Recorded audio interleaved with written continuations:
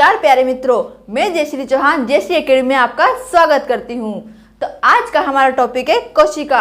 कोशिका को इंग्लिश में सेल कहते हैं। तो आज हम पढ़ेंगे कोशिका के बारे में। कोशिका के बारे में, कोशिका क्या है, कोशिका कैसे काम करती है, कोशिका की सामान्य जानकारी के बारे में आज हम पढ़ेंगे। कोशिका कोशिका कोशिका सजीवों की बहुत ही महत्वपूर्ण इकाई है, सबसे छोटी इकाई है। इकाई है पर अंग नहीं है। कोशिका सजीवों की सबसे छोटी इकाई है। इकाई और अंग में बहुत अंतर है। तो इस कोशिका को हम लेते हैं सजीवों की सबसे छोटी इकाई में लेते हैं। इसके बाद कोशिका के लिए एक महत्वपूर्ण तथ्य आता है जो हम बचपन से पढ़ते आ रहे हैं। लगभग सभी स्टूडेंट ने पढ़ा है। क्या पढ़ा है? कोशिका सजीवों की संरचनात्मक और क्रियात्मक इकाई है। किसकी? सजीवों की, सभी सजीवों की संरचनात्मक और क्रियात्मक इकाई है। वह क्रियात्मक इकाई है। क्रियात्मक इकाई सभी सजीवों की संरचनात्मक और क्रियात्मक, मतलब इस कोशिका से उनकी संरचना बनी होती है और जो सभी क्रियाएं सजीवों में होती है वो क्रियात्मक इकाई कैसे हुई? जो क्रियाएं सजीवों में होगी वो भी कोशिका के माध्यम से होगी। इसमें कोशिका जिम्मेदार होती है इन दोनों क्रियाओं के लिए, सजीवों की क्रियाओं के लिए। इसके बाद हम देखें, ध्यान से देखें तो कोशिका को सेल कहते हैं। तो कोशिका शब्द आया कहाँ से है? कोशिका शब्द को लैटिन भाषा के साइटो शब्द से लिया गया है। कोशिका शब्द को लैटिन भाषा के साइटो शब्द से लिया गया है। इस साइटो शब्द का अर्थ, कोशिका शब्द लैटिन भाषा के साइटो शब्द से लिया गया है। इसके बाद कोशिका के जो अध्ययन की बात आती है, अध्ययन, कोशिका के अध्ययन को हम क्या कहते हैं? साइटोलॉजी। साइटोलॉजी अर्थात हम कह सकते हैं विज्ञान की वह शाखा जिसके अंतर्गत कोशिका की संरचना और कार्यकी का अध्ययन किया जाता है, उसे हम कहेंगे साइटोलॉजी। सभी कोशिका से जुड़ी हुई जिस भी चीज़ का हम अध्ययन करेंगे, छोटी से छोटी लेकर बड़ी से बड़ी चीज़ का, उसे हम साइटोलॉजी कहते हैं।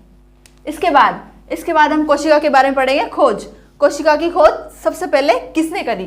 कोशिका की खोज की बात आती है तो कोशिका की खोज करी थी रॉबर्ट हुक नामक वैज्ञानिक ने। रॉबर्ट हुक नामक वैज्ञानिक ने कब करी थी? 1665 में। इन्होंने कोशिका की खोज किसमें करी थी? इन्होंने कोशिका की खोज एक वृक्ष की छाल ली, उसकी स्लाइड बनाई और अपने द्वारा बनाए गए सूक्ष्मदर्शी में उस स्लाइड को देखा और इन्होंने पाया कि उसमें एक मधुमक्खी के छत्ते के समान संरचना दिखाई देती है। मधुमक्खी के छत्ते मतलब डिब्बे बहुत सारे कोश एक कक्षक दिखाई देते हैं। उन कक्षक को रॉबर्ट हुक ने नाम दिया कोशा। कोशा को लैटिन भाषा में कोशा का अर्थ होता है, इन्होंने क्या नाम दिया? पहले तो कोशा। कोशा का लैटिन भाषा में अर्थ होता है एक सूक्ष्म कक्ष, एक छोटा कक्ष, जिसको हम एक छोटा कक्ष होता है ना, वैसा इसका अर्थ होता है। कोशा का अर्थ होता है लैटिन भाषा में एक सूक्ष्म कक्ष। इसके बाद ये जो कोशिका की इन्होंने खोज करी वो कोशिका कौन सी थी? मृत कोशिका। कौन सी कोशिका थी? मृत सेल। इनके द्वारा खोजी गई, रॉबर्ट हुक के द्वारा खोजी गई कोशिका मृत सेल थी। इसके बाद तो फिर मृत सेल के बाद जीवित कोशिका भी खोज किसी ने करी होगी। तो जीवित कोशिका की खोज में नाम आता है, जीवित कोशिका की खोज एक वैज्ञानिक का नाम आता है। जीवित सेल की खोज एक वैज्ञानिक का नाम आता है, उनका नाम है ल्यूवेनहोक। इन्होंने कब करी थी?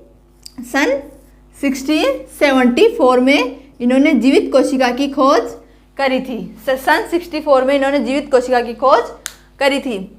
इसके बाद हम पढ़ते हैं कोशिका सिद्धांत के बारे में। आइए इसके बाद हम कोशिका सिद्धांत के बारे में पढ़ेंगे।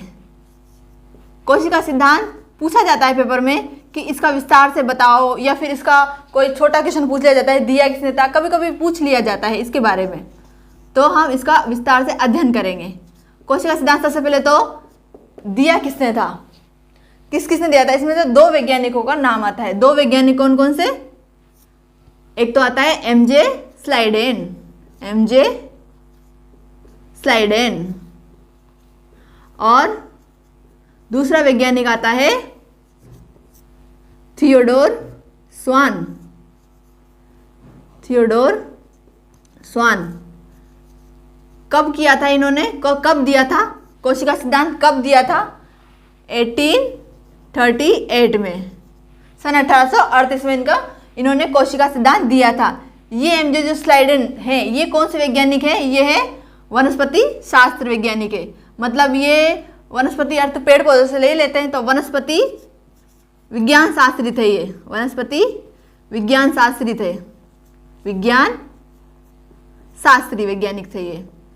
और जो ये थियोडोर स्वान थे, ये थियोडोर थे जंतु विज्ञान शास्त्री, जंतु विज्ञान शास्त्री। इन दोनों ने कोशिका सिद्धांत दिया था, सन 1838 में दिया था। कोशिका सिद्धांत दिया, उसके अंतर्गत इन्होंने एक दो तथ्य बताए, वो महत्वपूर्ण तथ्य, आइए हम उसकी चर्चा करते हैं। कौन कौन से तथ्य बताए इन्होंने महत्वपूर्ण? सबसे पहले इन्होंने कहा कि सभी जीवों का शरीर एक कोशिका से बना होता है, एक या अधिक कोशिका से मिलकर बना होता है। सभी जीवों का शरीर एक या सभी जीवों का शरीर, सजीवों का या जीवों का, कुछ भी ले सकते हैं हम, सजीवों का शरीर एक या अधिक कोशिकाओं से मिलकर बना होता है, एक या अधिक कोशिकाओं से मिलकर बना होता है। इसके बाद इन्होंने एक और तथ्य बताया कि सभी सजीवों की संरचनात्मक इकाई, सजीवों की संरचनात्मक इकाई कोशिका होती है। सजीवों की संरचनात्मक इकाई कोशिका होती है, सभी सजीवों की संरचनात्मक इकाई कोशिका होती है। इसके बाद इन्होंने एक और तथ्य का नाम बताया, एक और तथ्य आता है इसके अंतर्गत, सभी सजीवों की जो कोशिका होती है उसकी मूलभूत संरचना समान होती है। चाहे वो प्राणी सजीव छोटा हो या बड़ा हो, सभी की मूलभूत संरचना, जो कोशिका की जो मूलभूत संरचना होती है वो समान होती है। सभी जीवों की मूलभूत संरचना, कोशिकाओं की मूलभूत संरचना समान होती है, ये बताए। इसके बाद कोशिका सिद्धांत को इन दो वैज्ञानिकों ने दिया, पर आगे चलकर इस कोशिका सिद्धांत को और आगे बढ़ाया। उसमें वैज्ञानिक का नाम आता है आर विर्चो। विर्चो नामक वैज्ञानिक ने इस सिद्धांत को और आगे बढ़ाया और एक और तथ्य के बारे में खोज करिए, एक और तथ्य दिया इन्होंने।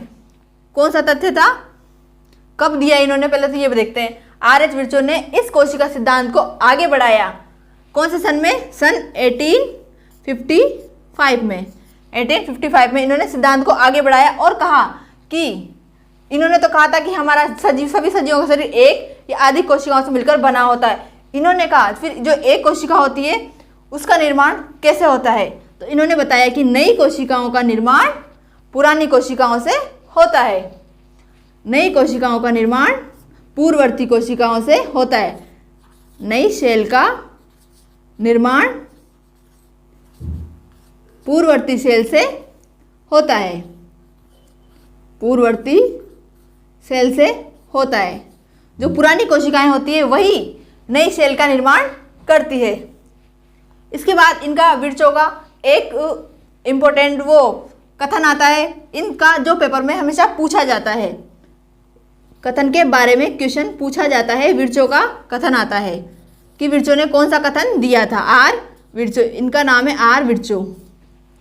आर विर्चो ने एक कथन दिया था, एक पुस्तक समझ, कथन ही मान लो अब तो, कथन दिया था। इस कथन का क्या नाम है?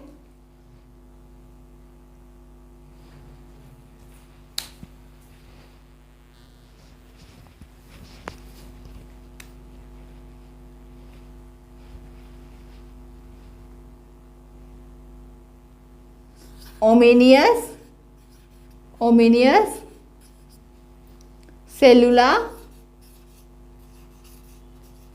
ई सेलुला, ओमिनस सेलुला ई सेलुला, ये इनका महत्वपूर्ण विख्यात कथन है जो ये पेपर में पूछ लिया जाता है। इसका आर एच विर्चो का कथन कौन सा है? ओमिनी सेलुला ई सेलुला। इसका अर्थ होता है पूर्ववर्ती कोशिकाओं का निर्माण नई कोशिकाओं से होता है। इसका अर्थ के रूप में हम यही लेते हैं। आर एच विर्चो ने भी कहा इसका अर्थ पुरानी कोशिकाओं से नई कोशिकाओं का निर्माण होता है, इसका अर्थ। इसके बाद कोशिका सिद्धांत हो गया। कोशिका सिद्धांत के अपवाद के रूप में कौन आता है? हर सिद्धांत का अपवाद होता है, तो ऑब्वियसली इसका भी अपवाद होगा। तो अपवाद बारे में पढ़ते हैं। अपवाद के रूप में किसका नाम आता है? अपवाद के रूप में नाम आता है वायरस का। वायरस का नाम क्यों आता है?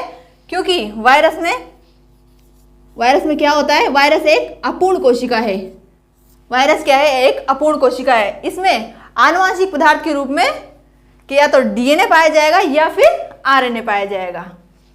या तो इसमें डीएनए होता है या फिर आरएनए होता है, एक ही आनुवंशिक पदार्थ पाया जाता है।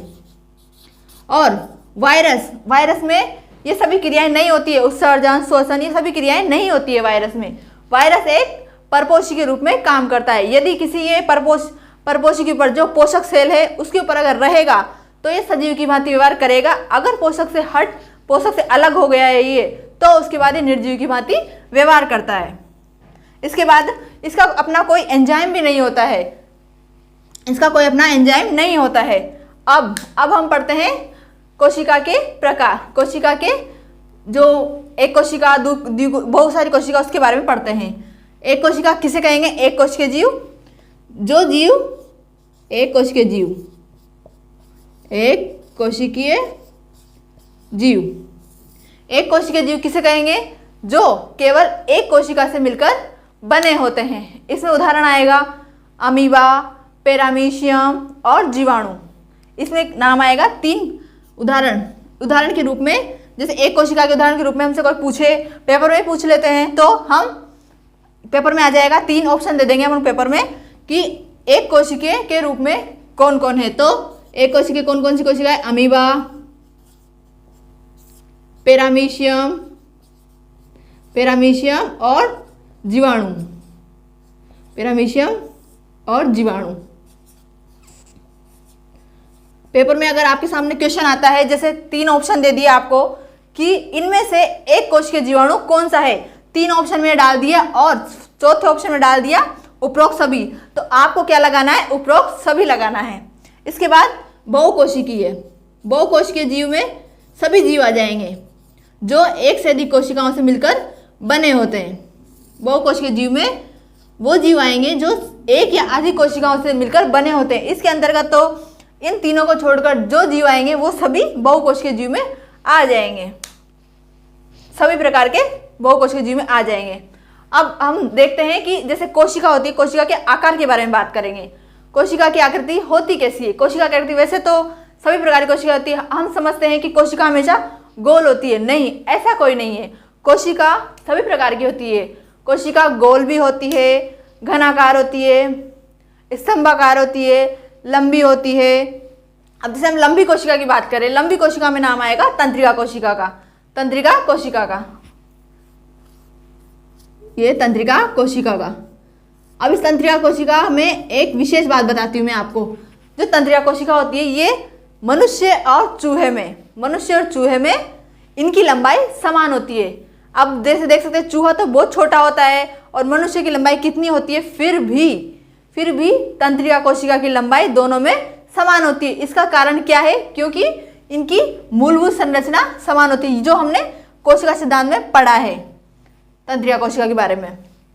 इसके बाद तंत्रिका कोशिका के बारे में पढ़ा है। तंत्रिका कोशिका मनुष्य में भी होती है लंबी,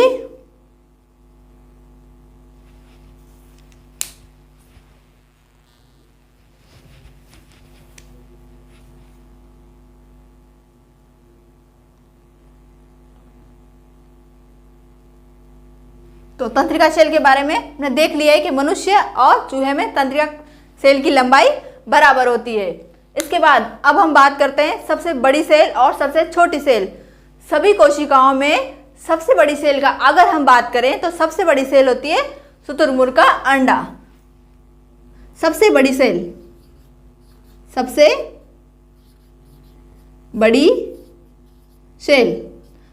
सेल में नाम आता है शुतुरमुर्ग के अंडे का, जिसकी आकृति या फिर इसकी माप क्या होती है? 170, जिसकी माप होती है 170 mm, 170 माइक्रोमीटर, 170 mm होती है। इसके बाद सभी कोशिकाओं में सभी कोशिकाओं में सबसे बड़ी तो ये हो गई शुतुरमुर्ग का अंडा। इसके बाद सबसे छोटी कोशिका कौन सी होती है? सबसे छोटी कोशिका में नाम आता है माइकोप्लाज्मा का, जिसे हम बोलते हैं माइकोप्लाज्मा नामक की कोशिका सबसे छोटी कोशिका होती है, जिसका आकार होता है 0.1 माइक्रोन। 0.1 माइक्रोन। ये तो बात हुई सारी कोशिकाओं में, ये तो बात हो गई सभी कोशिकाओं में, जितनी भी कोशिकाएं होती है सब में बड़ी और छोटी की बात हो गई। इसके बाद हम मनुष्य में देखते हैं। मनुष्य में भी तो कोशिकाएं होती है, पर अगर हम स्पेशली हमसे एग्जाम में पूछा जाए कि मनुष्य की सबसे बड़ी कोशिका कौन सी होती है और सबसे छोटी कोशिका कौन सी होती है, तो मनुष्य की सबसे छोटी कोशिका, मनुष्य की या मानव की सबसे छोटी कोशिका में नाम आता है, सबसे छोटी कोशिका, सबसे छोटी सेल, सबसे छोटी सेल में आएगा शुक्राणु, शुक्राणु की सेल या शुक्राणु। इसके बाद आएगा सबसे बड़ी कोशिका, मानव सेल सबसे छोटी हो ही गई। इसके बाद आएगा सबसे छोटी कोशिका, सबसे छोटी हो गई, सबसे बड़ी का नाम, सबसे बड़ी सेल। बड़ी सेल कौन सी होती है? अंडाणु। इस चीज का आप विशेष कर ध्यान रखना कि पेपर में पूछ किस में से रहा है। अगर पेपर में ये पूछे कि सबसे बड़ी कोशिका का नाम बताना है तो हमेशा हमेशा आपको शुतुरमुर्ग का अंडा लगाना है। अगर स्पेशली आपसे पेपर में पूछा जाए कि मानव की बतानी है सबसे बड़ी या सबसे छोटी कोशिका के बारे में, तो आप ये लगाना है, सबसे बड़ी का नाम है अंडाणु और सबसे छोटी का नाम है शुक्राणु। ये हुई हमारे कोशिका के बारे में अध्ययन। इसके बाद हम अगली क्लास में इसको ठीक से पढ़ेंगे, कोशिका के बारे में आगे और अध्ययन करेंगे। अगर आपको वीडियो अच्छी लगी हो तो वीडियो को लाइक, शेयर एंड चैनल को सब्सक्राइब कीजिए। धन्यवाद।